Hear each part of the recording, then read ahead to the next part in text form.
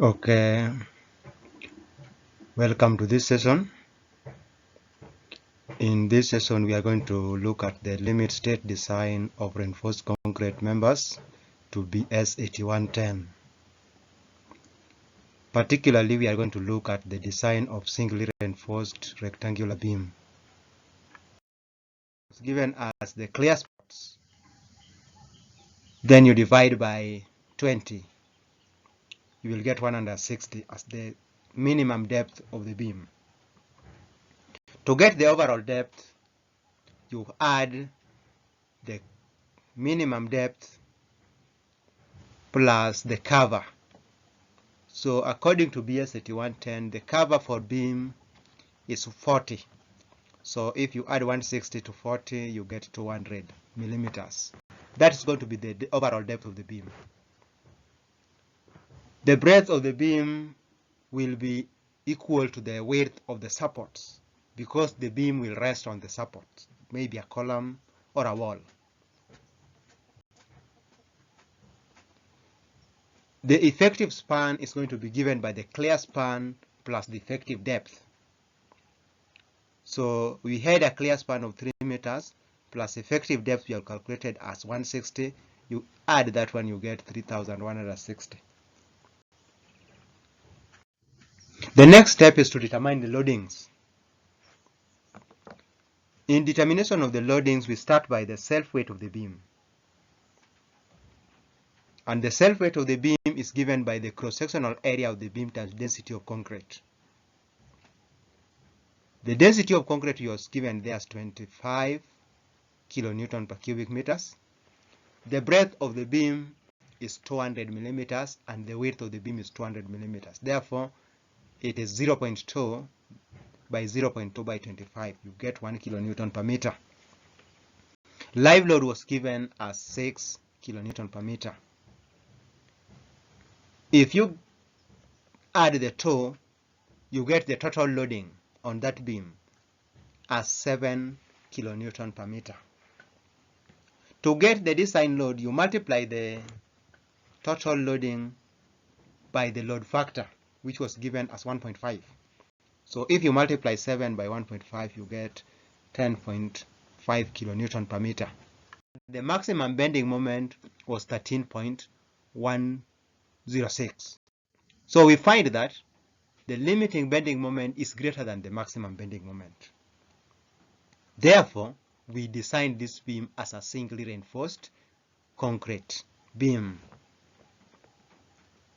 In the design for singly reinforced concrete beam, we are going to calculate the maximum bending moment as per the formula in BS 8110. We state that maximum bending moment is given by 0.8 times the characteristic strength of steel times the area of steel in tension multiplied by the depth of the beam, that's effective depth, into 1 minus area of steel in tension by characteristic strength of steel divided by breadth times depth, that's characteristic strength of concrete. If we substitute the values in that formula, we are going to get that the maximum bending moment which we had calculated, which was 13.106, and we equate it to the formula given, we are going to find that the area of steel, because it is the area of steel which is lacking in that formula. So if we work out that formula, we are going to find that the area of steel as per this design is 277 square millimeters. If we check from BS 8110, we find that the corresponding area of steel, which is closer to the higher side of this value, is 3 bars of 12 millimeters diameter. Therefore, we conclude that we are going to provide 3 bars of 12 millimeters diameter to the tension side of the beam, that's the bottom side of the beam. Because the beam is singly reinforced, we are not going to design for the compression bars, but we are going to provide for the distribution bars in this case. So in the provision for the distribution bus, we are going to look at the minimum area of steel in tension. And in BS 8110, it is stated that AST minimum is given by 0.85 BD over Fy, where B is the breadth of the beam, D is the depth of the beam, Fy is the characteristic strength of steel. Substituting the values, we get that the AST minimum is equal to 66. We go to BS 8110 and check the corresponding amount of steel to that area. We find that we have two bars of 10 millimeters diameter.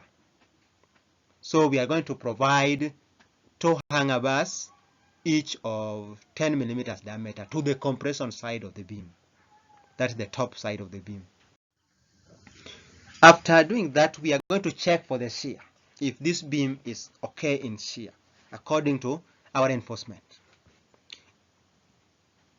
In the checking for shear, we are going to calculate for the permissible shear. The permissible shear is given by the maximum shear force divided by breadth of the beam times depth of the beam. Substituting the values, we find that the permissible shear is equal to 0.518 Newton per millimeter squared. Then we are going to calculate for the percentage steel in tension, PT, which according to BS 8110 is given as 100 AST actual divided by BD. Remember the AST actual from BS 8110, the one we've read from the area of steel in tension. Remember we were to look at 277, but if we went to the BS 8110, the closer value to 277 was 339. So our AST actual is going to be 339. So if we substitute the value for percentage steel in tension, we find that we are going to get 1.1%. Then we go to the BS 8110 again, table 3.8. We interpolate for the shear, which corresponds to this amount of steel we have calculated in tension.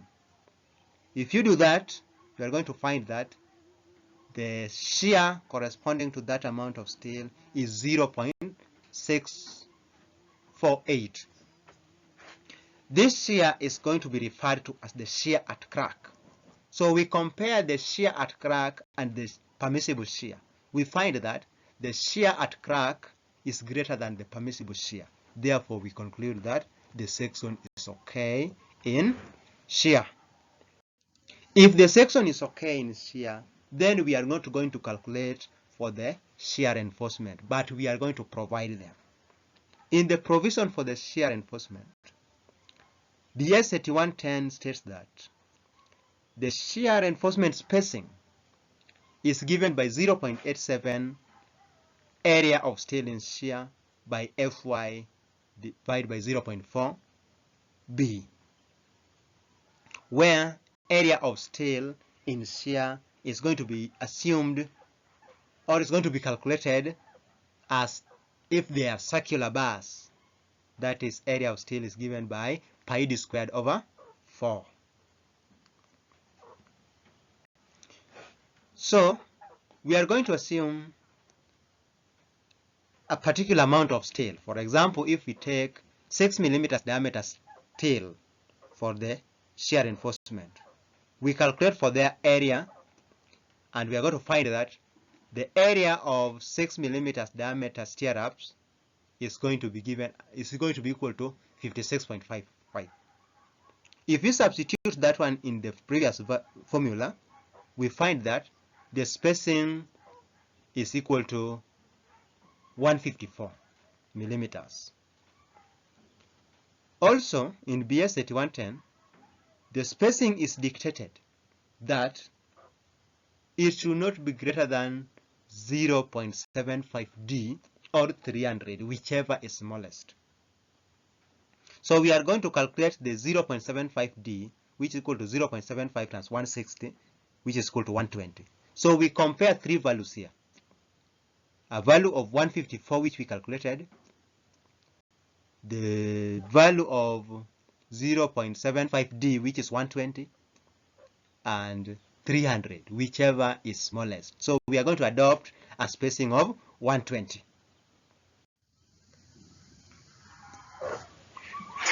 The next step is to calculate for the deflection. In the calculation for the deflection, we are going to read from the formula in BS 8110. L over D maximum is given by L over D basic times the factor in tension times the factor in compression and times the factor in flange. We find that our beam is a simply supported beam.